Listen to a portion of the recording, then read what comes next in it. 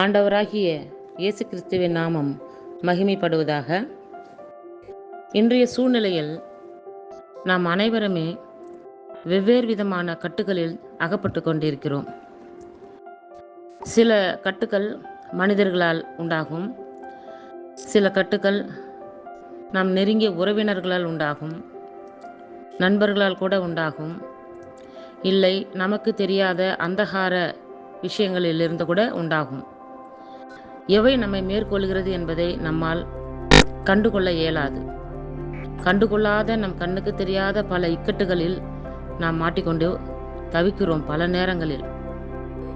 அத்தகைய நேரங்களில் நமக்கு ஏன் இப்படிப்பட்ட துன்பம் வந்தது, நமக்கு எதனால் இப்படிப்பட்ட ஒரு உபாதையை நாம் அனுபவிக்கிறோம் என்று விடை தெரியாத பல கேள்விகளால் நாம் தவித்து போகிறோம். அத்தகைய சோர்ந்து போகின்ற நேரங்களிலே ஆண்டவர் நமக்கு அருமையான வசனங்களை கொடுத்திருக்கிறாரு. அந்த வசனங்களை வாய்விட்டு சொல்லும் போதோ, கேட்கும் போதோ, ஜெபிக்கும் போதோ, தியானிக்கும் போதோ நமக்கு தெரியாத பல இக்கட்டுகளிலிருந்து நாம் விடுபடலாம். இது இயேசுவின் நாமத்தினால நான் அறுதிட்டு சொல்லுகிறேன். ஆகவே நாம் கட்டுகளை அவிழ்க்கக்கூடிய வசனங்களை நாம் இப்போது தியானிக்கலாம். நீ அழ வேண்டாம், இதோ யூதா கோத்திரத்து சிங்கமும் தாவீதின் வேறுமானவர் புஸ்தகத்தை திறக்கவும் அதன் 7 முத்திரைகளையும் உடைக்கவும் ஜெயங்கொண்டிருக்கிறார். வெளிப்படுத்தல் 5:5. சடுதியிலே சிறைச்சாலையின் அஸ்திபாரங்கள் அசையும்படியாக பூமி மிகவும் அதிர்ந்தது. உடனே கதவுகள் எல்லாம் திறவுண்டது, எல்லாருடைய கட்டுகளும் கழண்டு போயிற்று.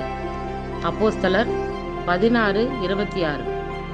கர்த்தாவே, நான் உமது அடியேன், நான் உமது அடியாளின் புத்திரனும் உமது ஊழியக்காரனுமாய் இருக்கிறேன். என் கட்டுகளை அவிழ்த்து விட்டீர்.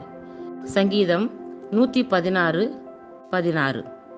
இப்போதும் நான் உன்மேல் இருக்கிற அவன் நுகத்தை முறித்து உன் கட்டுகளை அறுப்பேன்.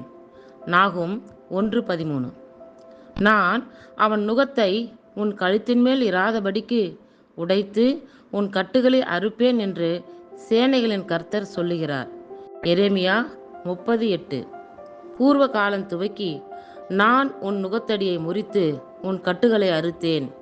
எரேமியா 2:20. அந்தகாரத்திலும் மரண இருளிலும் இருந்து அவர்களை வெளிப்பட பண்ணி அவர்கள் கட்டுகளை அறுத்தார். சங்கீதம் 107:14. நீங்கள் எகிப்தியருக்கு அடிமைகளாயிராதபடிக்கு நான் அவர்கள் தேசத்திலிருந்து உங்களை புறப்பட பண்ணி உங்கள் நுகத்தடிகளை முறித்து உங்களை நிமிர்ந்து நடக்க பண்ணின உங்கள் தேவனாகிய கர்த்தர். லேவியராகமம் 26:13. கர்த்தருடைய ஆவி அவன் மேல் பலமாய் இறங்கினதினால் அவன் புயங்களில் கட்டியிருந்த கயிறுகள் நெருப்புப்பட்ட நூல் போலாகி அவன் கட்டுகள் அவன் கைகளை விட்டு அருந்து போயிற்று. நியாயாதிபதிகள் 15:14. ஆமேன். அல்லேலூயா.